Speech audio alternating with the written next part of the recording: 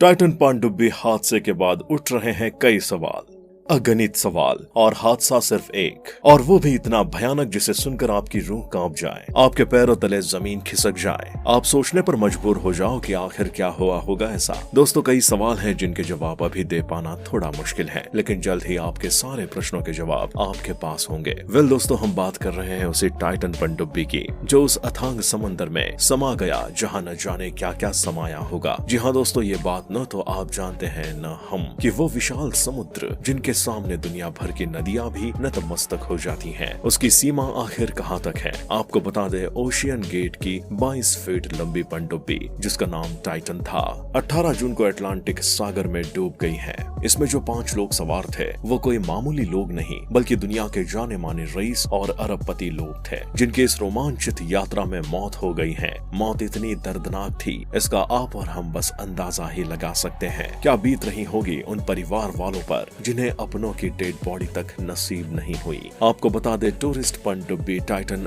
18 जून को एक खास यात्रा के लिए निकलती है। टाइटन पनडुब्बी टाइटैनिक जहाज का मलबा दिखाने के लिए अटलांटिक महासागर में रविवार को सुबह 8 घंटे की यात्रा पर रवाना हुई थी। इस पनडुब्बी में 5 यात्री सवार थे, लेकिन 18 जून को डुबकी लगाने के करीब 1 घंटे 45 मिनट बाद ही इस पनडुब्बी से संपर्क टूट गया। इस खास यात्रा में जो 5 लोग थे उनमें पाकिस्तान मूल के अरबपति ब्रिटिश कारोबारी शहजादा दाऊद और उनका बेटा सुलेमान था। शहजादा दाऊद 48 साल के थे जो chemical to energy company agro corporation के वाइस प्रेसिडेंट थे। Shahzada Dawood wildlife photography के भी शौकीन थे। उनके बेटे सुलेमान दाऊद फिलहाल यूनिवर्सिटी के छात्र थे और अपने पिता के साथ टाइटैनिक का मलबा देखने के लिए गए थे। फ्रांसीसी पर्यटक पॉल हेनरी नॉर्गोलेट, जो फ्रांसीसी नौसेना में पूर्व कमांडर रह चुके हैं, नॉर्गोलेट 1987 में पहली बार टाइटैनिक का मलबा देखने समुद्र में उतरे थे। उनको मिस्टर टाइटैनिक भी कहा जाता था। ओशियन गेट कंपनी के सीईओ और फाउंडर स्टॉकटन रश, जो कि दुनिया के सबसे युवा जेट पायलट थे, 1981 में जेट ट्रेनिंग इंस्टीट्यूट से 19 की उम्र में उन्होंने लाइसेंस लिया था। स्टॉकटन रश पनडुब्बी के पायलट भी थे।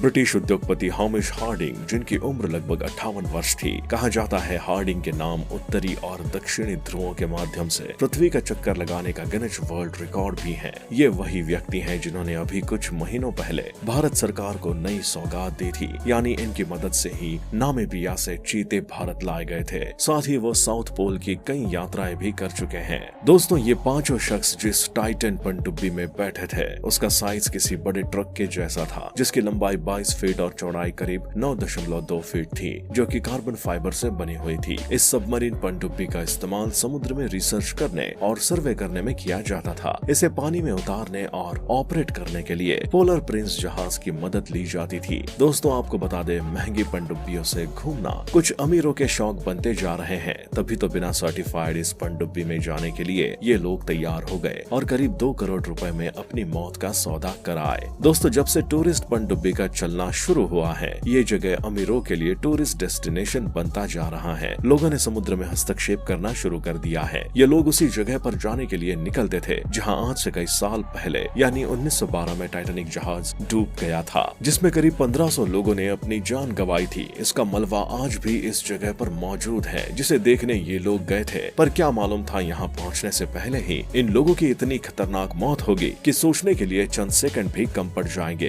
टाइटैनिक का मलबा कनाडा के न्यू फाउंडलैंड में सेंट जॉन्स के दक्षिण में 700 किलोमीटर दूर अटलांटिक महासागर में है। बता दें कि टाइटन पनडुब्बी को टाइटैनिक जहाज तक पहुँचने में करीब 2 घंटे का समय लगा और इतना ही समय आने में, लेकिन गायब टाइटन पनडुब्बी के क्रू का समुद्र के ऊपर मौजूद उसके जहाज पोलर प्रिंस से रविवार को 1 घंटे 45 मिनट में ही संपर्क टूट गया था और एक तेज धमाका हुआ।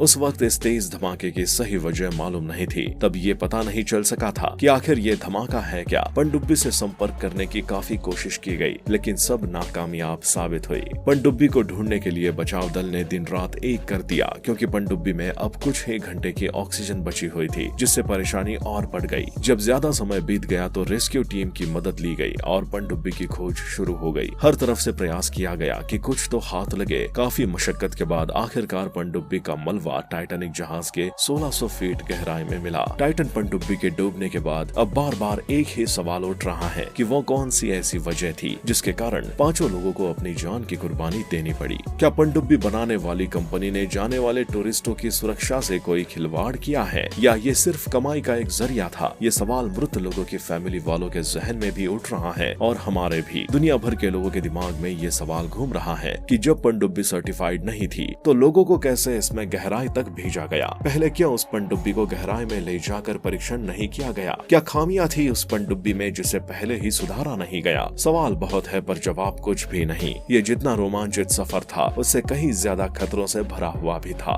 ये बात वो सभी यात्री बखूबी जानते थे क्योंकि इस सफर में जाने से पहले सभी यात्रियों से एक सर्टिफिकेट में इन सभी के सिग्नेचर लिए गए थे ताकि अगर इन्हें कुछ हो तो सारी जिम्मेदारी इनकी खुद की हो। सभी जानते थे कि सफर कठिन है लेकिन ओशन गेट का अभी तक का रिकॉर्ड काफी अच्छा रहा है। इस बात से भी सभी वाकिफ थे। इसी उम्मीद पर इन लोगों ने अपनी यात्रा को अंजाम दिया। इन लोगों को ये कहा पता था कि यात्रा शुरू होने से पहले ही खत्म हो जाएगी। आपको बता दे टाइटन पनडुब्बी के मलबे के 5 टुकड़े मिले हैं। अभी फिलहाल सर्च जारी है लेकिन पुख्ता सबूत अभी भी नहीं मिल पाए हैं जिसके आधार पर पता चल सके कि आखिर एक्चुअल वजह क्या रही होगी पनडुब्बी के विस्फोट की। टाइटन पनडुब्बी के हादसे से सवालों की झड़ी लगी हुई है। टाइटैनिक जहाज मूवी के डायरेक्टर जेम्स कैमरन ने भी टाइटन पनडुब्बी की काफी आलोचना की है। उनका कहना है कि इस बड़े हादसे को रोका जा सकता था लेकिन मुझे लगा कि मुझसे भी ज्यादा एक्सपर्ट लोग हैं इस दुनिया में जो दुनिया को एक नई सौगात दे सकते हैं। कुछ नया हो सकता है पर मैं गलत था।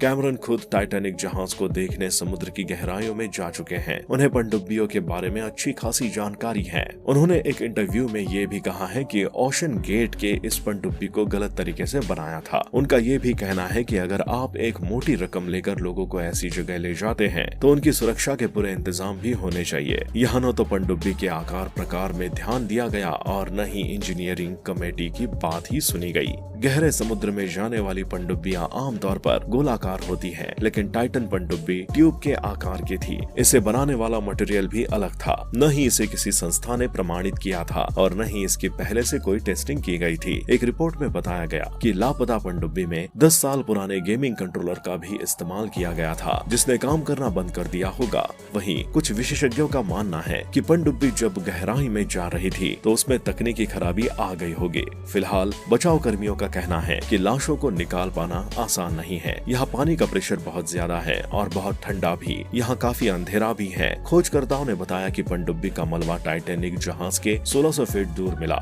इस इलाके को मिडनाइट जोन कहा जाता है जहाँ सूर्य की रोशनी नहीं पहुँच पाती है। ऐसे में किसी अंडर वाटर व्हीकल का रास्ता भटकना आसान होता है। पनडुब्बी जिस रोशनी की मदद से आगे बढ़ती है वो कुछ मीटर तक ही होती है। दोस्तों आपको बता दें समुद्र की सतह पर दबाव ऊपरी सतह की तुलना में 390 गुना ज्यादा होता है। दाब यानी आप जैसे जैसे समुद्र में गहराई में जाते जाएंगे आपकी बॉडी पर पानी का भार बढ़ता जाएगा और आप असहज महसूस करेंगे। इसलिए यहाँ जाने वाली पनडुब्बी के दीवार को काफी मोटा बनाया जाता है और अच्छी धातु का यहाँ पर यूज होने वाला मटेरियल भी कमजोर था जो पानी के दबाव को ज्यादा नहीं झेल सका। इसी दबाव के कारण समुद्र के अंदर हवा और लहरों की वजह से तेज करंट बनता है। इससे समुद्र की सतह पर पड़े सामान की जगह भी बदल जाती है। बताया जा रहा है कि पनडुब्बी का खोल कार्बन फाइबर का बना हुआ था जिसके अंदर समुद्र के दबाव को कंट्रोल करने की कैपेसिटी बहुत कम थी और इस पनडुब्बी का सफर 4000 मीटर गहराई का था, यानी जहां टाइटैनिक जहाज का मलबा है। इस गहराई पर पानी का प्रेशर 5800 psi है।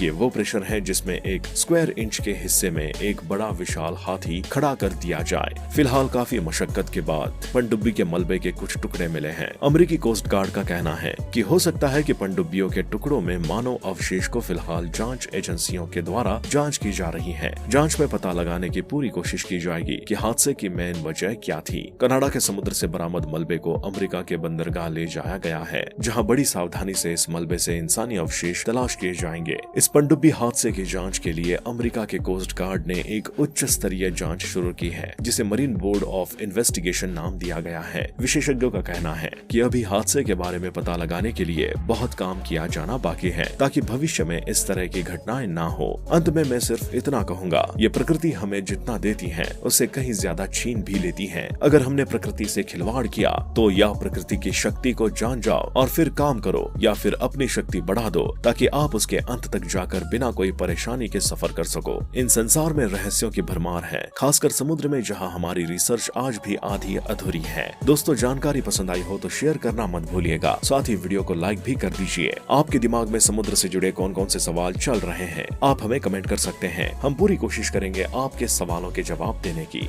जय हिंद।